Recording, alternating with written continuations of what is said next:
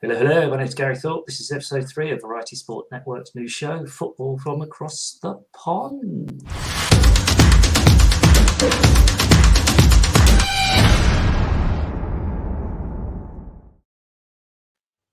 Hello, everybody. Thanks for joining us. This show is sponsored by Anchor, your one-stop shop for podcast creation. So if you too want to make a podcast like this, go check out the Anchor tool at anchorfm.com right now. Tonight I'm joined by a new face, Johnny. Thanks for joining us, buddy. Right. I know we've tried to get you on a couple of weeks ago, and sort of life got in the way. So I appreciate you jumping on board. And regular visitor Connor, how you guys doing? Doing all right, thanks. Yeah, all good over here. Warm. Thanks for warm but managing it. It's all right. It's not so bad when it cools down. There's no warm up here. You're all right. It's slightly different for you. You're a little further north, and therefore getting the normal stuff. So I'm glad you joined us, Johnny. Connor and I had a brief chat a couple of weeks ago about the London games and stuff. And obviously, as a Giants fan, you must have had first-hand experience of it this year about trying to get tickets. I know Connor and I laughed about how many people are on there, but I think you've actually got first-hand. Tell us about how you managed to get tickets, or did you manage to get tickets, first of all? Well, I went on at 9:30 like you're supposed to, and there was 137,000 in the queue. And waited 5 hours and then got through, didn't get in. But my mate who went on about 8:20 was about 30,000 in the queue, and he managed to get tickets. But luckily, a league run, somebody plays for Aberdeen Roughnecks, and he managed to get me 2 tickets, so I managed to get tickets that way. But otherwise, I'm not paying silly money on StubHub for tickets. Yeah, and I think that Connor and I had a chat about that, how quickly the tickets were, going from the Ticketmaster site to the StubHub site at 5, 6, 7 times the face value. And I think they're still on there as well, aren't they? Yeah, but I do wonder if some of them were the season tickets, and people bought 2 tickets and then go to one game, pay for the tickets by selling the other one.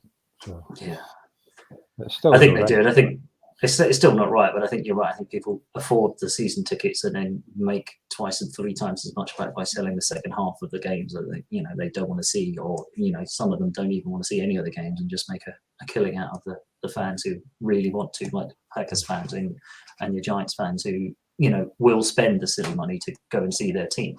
And as you say, Johnny, just before you came on and before we started the recording, that it's a little bit more of a trek for you. I know, Connor, when you mentioned it a couple of years ago, it's a fairly expensive trip from Sunderland, but Johnny's even further north. For those who don't know their UK geography, Johnny's on a set of islands right at the top of the UK in the Orkney Islands, so he's got to take 2 flights to get to London. Is it, Johnny?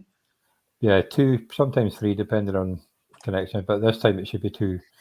So but they're coming in at £600, which is about $750, give or take, just to fly down to a game. So that's the kind of NFL experience that you get for being an NFL fan and a UK based fan, and trying to get to see your teams. Yes, definitely. Well, it's worth it. I only went into them because the Giants are playing. I wouldn't have gone any other one. Just it's the only time allowed to go if the Giants are playing. I like the way you said you're allowed to go. I'm guessing there had to be some discussions internally, shall we say? Well, you sort of sussed out before it was either going to be the Jags, possible, or the Packers, and I sort of half hoped it would have been the Jags because we might have a chance to win the game. It would have been easy to get a ticket. Plus, it would have been at Wembley, and I love going to Wembley. I've been there about 4 or 5 times, and it's just the atmosphere is amazing.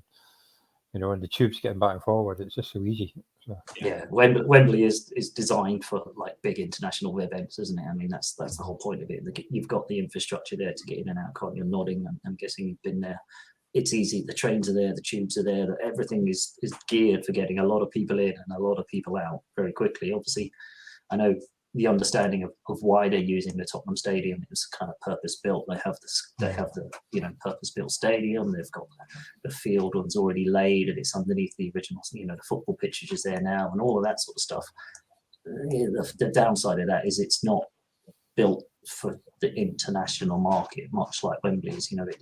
It's a Tottenham Hotspur Stadium, so it's a home ground. So there's not the whole massive infrastructure in place. So it'll be interesting for you, Johnny, to see getting in and out of there.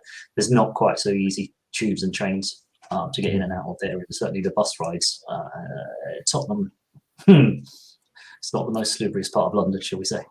No, well, I've got my wife's cousin lives not far from there, and I remember we visited once, and it's certainly different. And there was no tube line. You had to get a bus there, and it was not the best bus journey in the world to get there. Yeah, I do like the political way you just said it's not the best. That's quite nice. No, yeah, you've got to be a bit different, yeah. But it was nice. Again, it's London, you know what I mean? Everything's so expensive, and again, they were a young couple at the time, and so I think you mentioned the same, didn't you, Con? You make London trips like an event, don't you? Because it is so expensive. So if you come down, you make it a weekend, you make the event. You try and balance it out by bringing the family and doing other, touristy things, if you like. Absolutely, yeah. It's you've got to make the most of it, haven't you? Spending that much money to get down there. I've done it both for NFL and for football as well. Followed Sunderland down to Wembley a couple of times, a couple of years ago. So you go for the weekend, the atmosphere, and then see the city's not every day. You get to go to London, really, is it? The capital. So you've definitely got to kind of try and make an event of it, make a weekend out of it, if possible, especially with that much money that you spend on it. That's for sure. Yeah. Excellent. So just after this break, we'll jump into pre-season.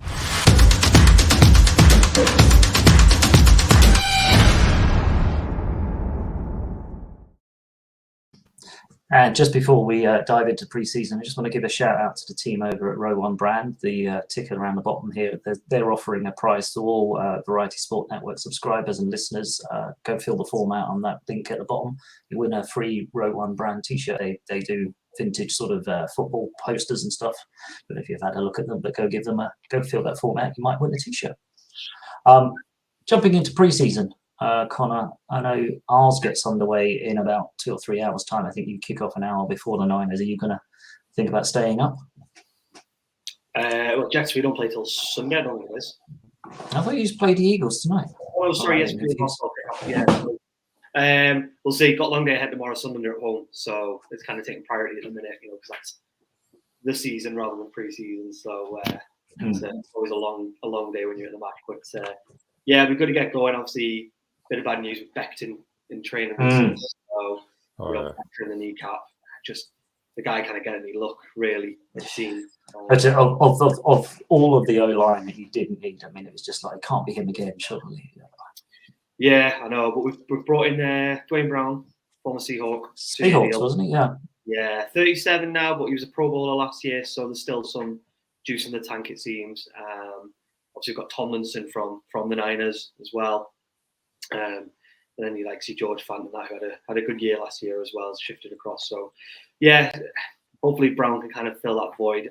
Although it's one of those where we don't know what that void is because Becton's not been on the field on it. So, yeah, so I'd imagine he might get a few reps tonight. As you've seen from the other teams, it is mainly sort of second and third string that are out there. So, it'll be Flacco and Mike White probably out there tonight. Like Tevin Coleman, Berrios will probably be maybe lead receiver potentially tonight. Probably not risking the likes of Wilson, Davis, and you won't see them. Elijah Moore. Yeah, and it seems like Elijah Moore's stepped up with the leader of that pack because it's that. All I'm seeing highlights is Elijah Moore, and Zach Wilson, some unbelievable stuff. So yeah, looking forward to getting underway. Eagles is a good test. I think they've started to build up a good squad, good team there. So it should be a good test for the Jets tonight or tomorrow morning as it stands for us at 12:30. So yeah, it'll be interesting to see how we get on in that first game. Really, really looking forward to getting underway. Johnny, I don't know. Obviously, the Giants got away yesterday. I don't know if you stayed up for it. I'm going to assume not. But did you manage to catch up with some of the highlights? I stayed up for the first couple of drives, and then when Jones started getting hammered, I thought, nah, I'm going to my bed. I was up at 6 anyway, so I didn't want to stay up too late. But nah, I watched the 40-minute highlights on Game Pass, and there was a lot of flags and some silly flags, like that taunting flag was a joke. When he just had arms like that because he stopped the pass and got done for taunting, you're like, what's going on? So if that's going to be on the season, it's just going to ruin some of the games. Yeah, it's interesting you mentioned that because I saw something that the officials have been told to look a little closely at illegal contact fouls, and I'm thinking if that's anything like last season, the first 6 weeks were just covered in flags, and the game was so stop-start that somehow, eventually the NFL kind of went, when we said to have a look at something, we didn't mean to call every single time. So you just wonder whether or not they'll be looking now at illegal contact and ignore some of the more obvious, blatant, pass interference or holding calls, because all they're doing is they've told us to look for illegal contact. Yeah, they just seem to be, every time you look up, it was like another flag and another flag and another flag, and it's just like, I know it's pre-season, so I suppose it's pre-season for the Zebras as well. I suppose that's one thing we forget, that they've got to get up to speed. So. Although Tyler Taylor looked pretty good. I was just going to say, did pretty good. Like, anybody? He kind of Zappy flashed looked a bit, pretty didn't good as well. The rookie, is it Zappy? Zappy, your quarterback. He had a couple of nice passes as well. Like, so finished with a nice stat line as well from the looks so completed a lot of his passes. So he looks good. But I mean, with the flags, it's the same as when they changed the was it the rough on the passer rule? Where you've got to land with it, and the amount of not take him down. Yeah. JJ Watt was just getting it every single week, just couldn't get a sack, could he? And then eventually kind of eased off. And I think you're right, it'll be the same. It's early doors, a look out for it, and it's the same in any sport. Like it's the easiest thing for us to go back to because we know it so well. But going back to football, you look at the start of the season, the idea has been maybe let a little bit of the softer ones go and play and stuff like that. And so it's early season, feeling it out, as you say. They're still getting up and running as well, the officials. So I'm sure it'll. Hopefully, it won't affect the first few weeks too much. Yeah, fingers crossed. From my point of view, personally, obviously, I'm hearing from Kyle Shanahan and the news coming out of the Niners that maybe a semblance of our first team will come out against the Packers, play a drive or two, or at least a quarter or so. So, initially I was like, pre-season, until I'm going to stay up until 1:30 kickoff, 3 a.m. whatever else. But now that you're hearing, we're hearing that you might get a glimpse of the first team, it's got to be worth at least for an hour, maybe just to see that beginning, get to see, what does Trey Lance look like?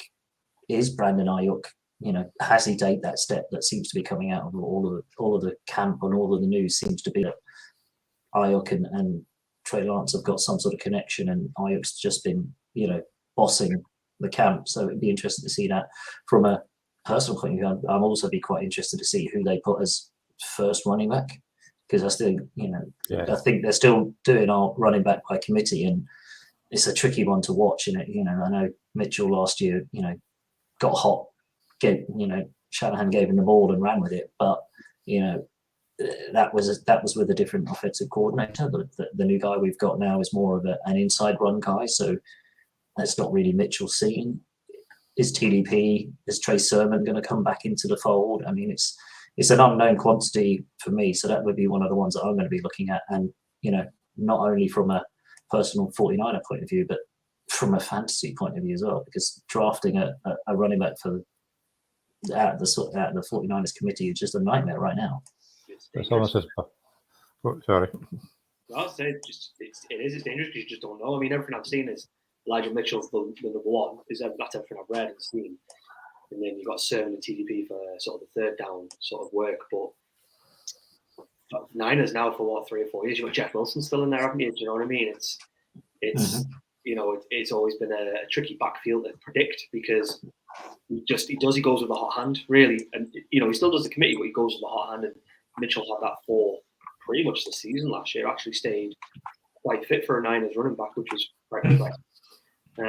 Not trying to tempt fate or anything, but yeah, and obviously, Miami seems to be copying that with them taking over one of the Niner coaches over there as well. So yeah, it seems to be spreading fast. Hopefully the Jets won't do the same. I'm happy with Brees and Carter, but yeah, I think for me it looks Mitchell, and he looked really good last year as well.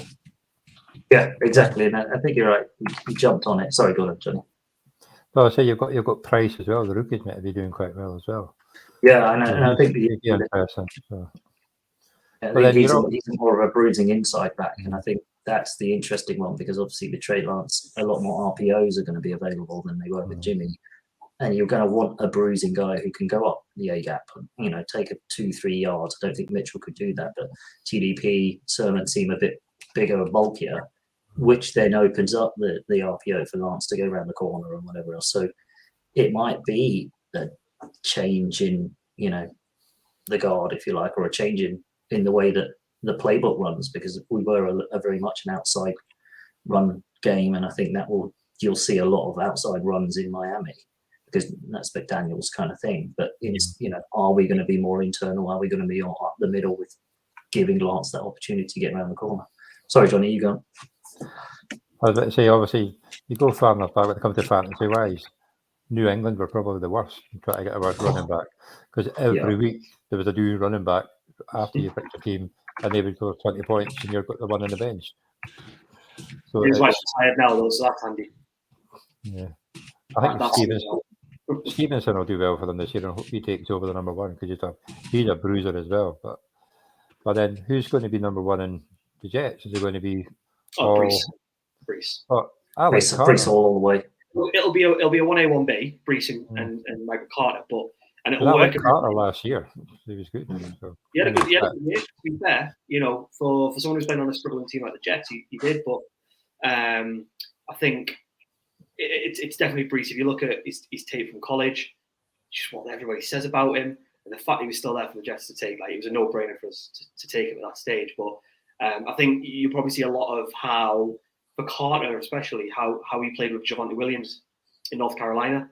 You'll see a lot of that coming out again, that 1A guy and a 1B. They were both productive runners in that backfield, weren't they? And I think you see that with both Brees and Michael Carter. Fingers crossed anyway that's certainly the case, and that can only serve to help Zach Wilson. I hope they do well. So I'd like to see the Jets do well. Again, they've got a good young team. Wilson steps up. They've got the receivers. They've got the running backs. Nice ones, yeah. It's just, as we said a couple of weeks ago, they're building the right foundations. Yes. They're building it there. It's and I think we said be relevant in the end of November. 6, 7 wins, 8 wins. That's a step forward. As long as you're in the mix, that's got to be. You don't want to go there and go, no, you got Brees Hall, you got Elijah Moore, you got Wilson, you got Wilson and stuff. You don't want to suddenly go, right, you must win your division, because that's the external pressures. You don't need that. Obviously, Gang Green have been somewhat starved of success, so you've got to temper that, because the fan base, if you start off well, you get a couple of wins, will it suddenly be this is our year type thing, and you don't want to kind of get too much on the team, do you? NFL in a nutshell, isn't it? Get a couple of wins. It's like every time's our year, right? Yeah. Oh yeah. Cool. And Johnny, just I know you're starting to think about firing up a whole charitable format for next year, so I'm just putting down the bottom there. There's a form there. Go sign up for Johnny's Orkney Bowl that he's going to be starting to put together. Sign up for your interest now. Get in there early. Sounds like you're going to have a bit of a blast with that one. It'll all go. Is it charitable? No, it's not charitable, but some money will probably go to charity, but it's mainly it's £10 and you can join in and you get winner of each division, get some money, and I'll get a big trophy for the overall winner for some of the takings and all that. It's just a bit of fun, and you get relegation and promotion from the divisions. So I've got 28 players in already, so hopefully try and get to 48 and get 4 leagues, and then just go from there. Nice. Well, fingers crossed we can get a few more people to sign up for you. Well, yeah, it'd be great. So I only put the form out 2 days ago, so I've got good response so far. So that's a pretty good turnaround. Off till next year, so. Yeah, the thing is that you got to be careful. People don't sign up going, when's it start? It's like, it says 2023 in the form. So make sure that everyone's aware of that. Well, I had 1 or 2 people who didn't want to at the moment because they didn't have money. But I said, well, it's not until, we won't be asking for money until about May. Yeah, so there's plenty of time, and you want to get all the kinks out, get everyone looking good. Got to learn everything. Yeah, like I've had some tips off somebody on Twitter and about running a cup to go alongside it. It's kind of like through a spreadsheet like the FFCC 22, and then so they'll have enough money. I could get 2 trophies. It'd be one for the cup winner and one for the league winner. So each division, the top 2 would go into a playoff. That'd have to go through a spreadsheet because Sleeper won't do intercon in the leagues. Allow you to do, yeah. And then everybody can also join the other leagues, but not be a member, so they can see how the scores are going if they want to do all that thing. So, if they're interested in keeping track of it all. So then the top 2 would go through in each division to the playoffs, and the winner outright would get a trophy sent to them. There's 1 person in Australia, 1 in America so far. So most of the money might go on postage. You never know. Yeah, well, it's okay. Amazon delivers, it's all right. Yeah, exactly. Well, it'd be interesting though, from our point of view, I suppose, from a UK perspective, is kind of like having a league and the FA Cup running together. Then is what you're saying. Yeah, that's the sort of thing. It'd be more fun, like so. Because I think we've all been. Well, I'm guessing you guys have, because I've said it's kind of my first year in fantasy, but I guess you've all been in leagues where the interest sometimes tails off if some of the teams don't do so well. So at least if you've got that cup running and you've got some bits and pieces and like that, that'll keep more people involved and more people interested. Yeah, hopefully, yeah. Plus, I know it's only a tenner, but then they're still paying the end, so hopefully they'll try. You know what I mean? So, Try to say it is. I They've got some. over the years, like if you do a couple of years, the leagues will spread out more evenly because it's going to be completely random to start. So you might know it for a couple of years, but then gradually there'll be the same standard of fantasy players in each league. So you've got a better chance of, it's more of a long-term thing. You've got a better chance of winning promotion and kind of all that sort of thing. So That makes sense. A bit of fun, like so. Because most of the I think leagues are usually 4 or 5 years old. So I don't like to run it. So they're already got to that sort of stage and the experience and stuff. So as I said to me, I'm kind of expecting to get absolutely battered in pretty much every league I'm in. Guessing, and the difference. Sometimes I forget which one's a dynasty league and which one's just a redraft league. And I go, yeah, I really wanted that. And I go, why have I drafted a 33-year-old in a dynasty league? What am I doing? Type thing, But I fully expect this year to be the learning curve, and then next year, or whatever kinks, as you say, and whatever pain I go through this year will stand me in good stead, because I think I've definitely got the fantasy bug to keep going in on that. Yeah, it's a good bug to have. It could be worse ones. It could be worse. Well, I've got the best ball bug this year, and that's crazy. I've got a few of those, which is just like they seem to take forever to actually get done. But then and slow draft ones, but then again, it's one of those. Once it's done, right? It's a one and done. You don't have to think about it again, because it's auto league, it's auto line up. It takes the best score. Then you can do 15, 20 of them. It doesn't really, because once they're done, you don't even think about them. More than that, but yeah, been a bit of an addict. Well, yeah, I mean that was me. But it's great because, like I say, it's a draft, so you're getting a thrill of the draft. You get to watch the teams. You don't have to spend all Sunday morning before I go to work sorting them all out, because they're doing it for you, and then I can just concentrate on some redrafts of my dynasty teams before I go to work, because I usually don't go home till 6 o'clock. So it's always a bit of it's a bit of a hairy one. So I'm spending about 2 hours in the morning trying to get everything ready, just in case.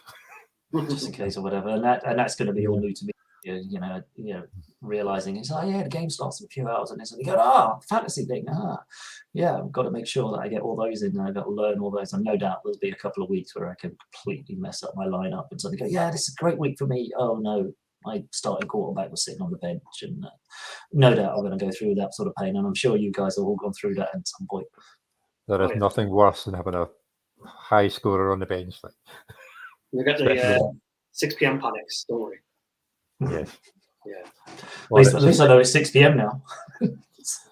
But it's a 6 p.m. panic, because you could play somebody at 6 o'clock, but you got a better player at 1:15 on the Monday morning, but they're questionable.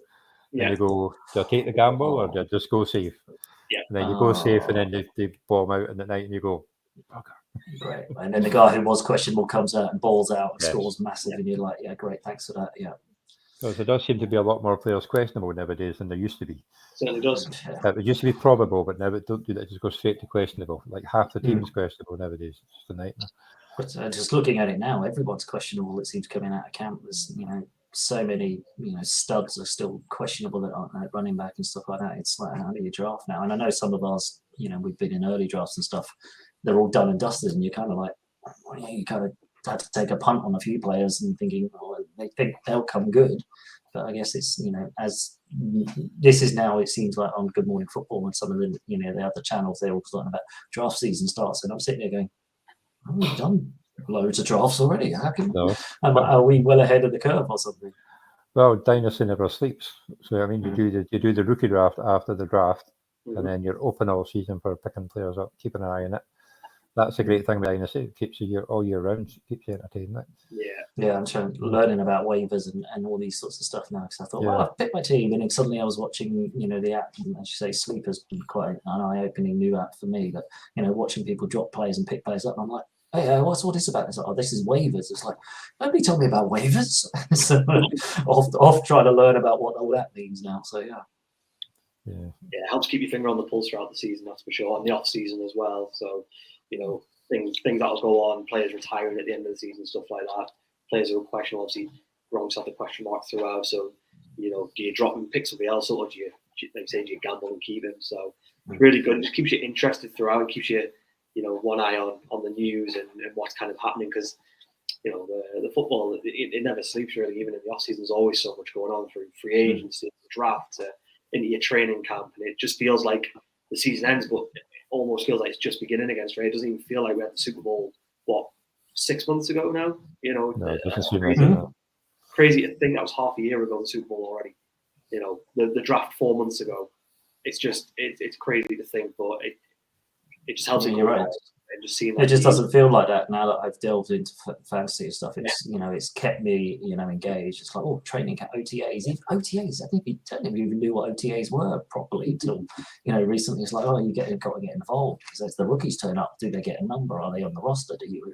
And it does open that up. It keeps the season alive. It keeps everything throughout the year. And what I've found is it opens up the UK network of fans a lot more on social media, because I don't think we would have ever been talking if it wasn't for a fantasy league that kind of came together.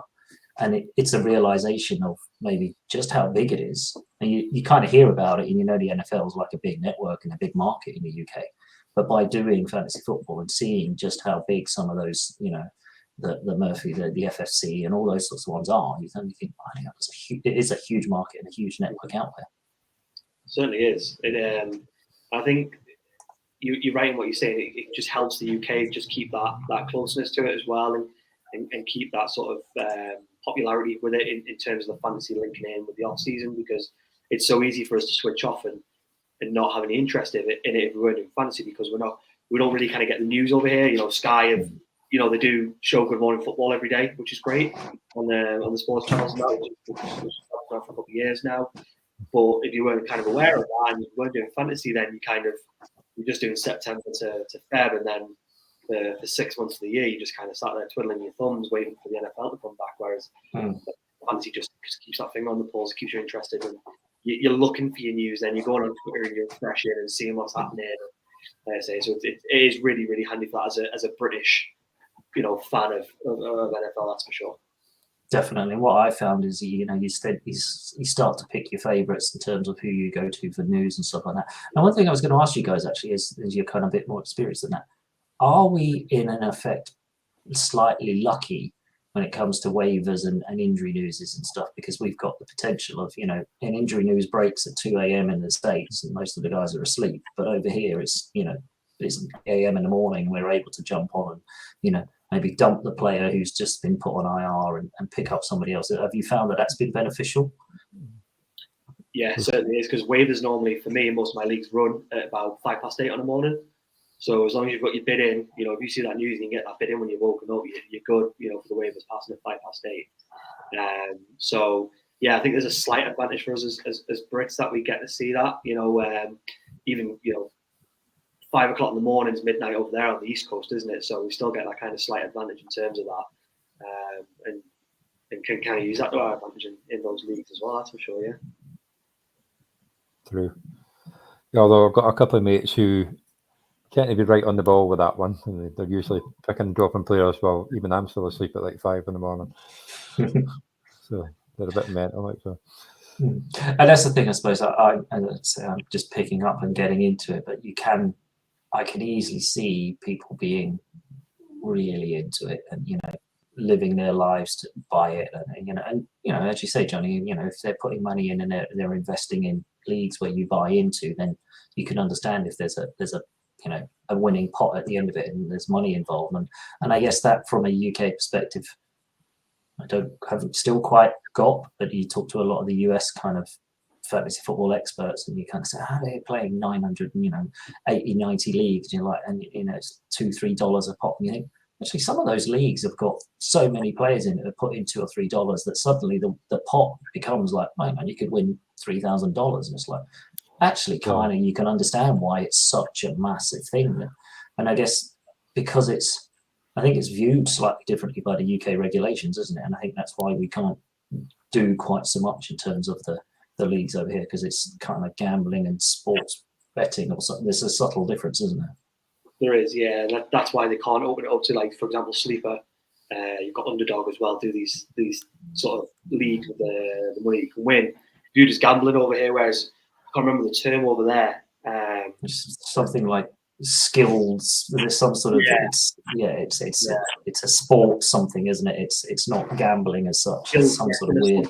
Something as simple as that, you know, and that's why they can, and they wouldn't risk losing that American market just to open up to a smaller, you know, the loss they'd make on an American market just to give a few 100,000, you know, Brits a shot at it. It's not worth it for them. So. Yeah. I think you've only got DraftKings over here, have you not? My mates do that, but I don't really do DraftKings. I think so over here now, yeah. But it's coming over here, but yeah, I think you still have to. Don't you still have to have a US? No, I think you can do it unless you're putting the wrong address down, whatever. But yeah, there are ways around it, aren't they? Let's be honest. Well, I know my Packers fan. He's got family in Green Bay, so I think he uses their address. So. But no, yeah, this one, obviously, the one I'm doing, it's each individual league winner gets money. It doesn't all go into one big pot. So there's going to be 4 different winners. Okay. So it keeps that the trophies. So yeah, because there's not much point. Ken, like you say, keeps it fairer. So you're going to get 4 winners each year, 4 runners up each year, and an overall winner for a trophy. So Ken, so like I say, it's fairer instead of just one winner winning the whole lot, because that will put people off. That will put you'll end up only with the main 6 players, and everybody else will just be like, well, I've got no chance of winning, and start to tail away. And that's the last thing you want, isn't it? When you put your effort in and you put the time in yourself, you don't want it to kind of fall over. No, so cool. I think that's a pretty good time to wrap it up, gents. Appreciate 30 minutes, good chat. Con, good luck for the preseason game tonight, tomorrow, whatever it is. I mean, it's a good start for us. We can start to get ready for the next few weeks when the NFL properly starts to get going. You know, 1:30 kickoffs are not unusual, so that'll be our next topic of conversations about, rather than, you know, we don't get to tailgate, we get WhatsApp chat groups and we get Facebook groups rather than sitting in a parking lot in the middle of the day. But Johnny, I appreciate you jumping on. Hopefully you'll come back. Oh yeah, well, I've now changed the movie night to Saturday night, so I can make a Friday night. Brilliant. Appreciate you shifting stuff around. Con, appreciate your time again, mate. We'll speak soon. Thanks, Sam. Bye now.